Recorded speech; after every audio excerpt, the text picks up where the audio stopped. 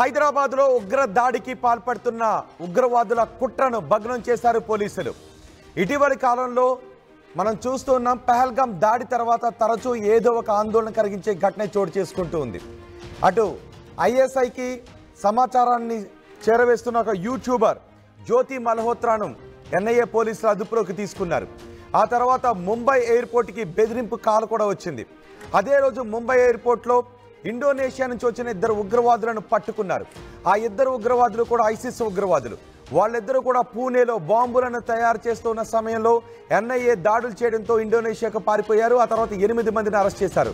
ఆ ఇద్దరు 2 రోజుల క్రితం భారతదేశానికి వచ్చారు, ముంబైలో ల్యాండ్ అయ్యారు, ముంబై ఎయిర్పోర్ట్లో పట్టుకున్నారు.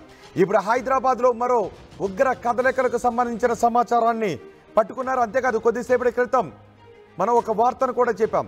ఈ నెల 14న ఇస్లాం అనే వ్యక్తిని సంగారెడ్డిలో పట్టుకున్నారు.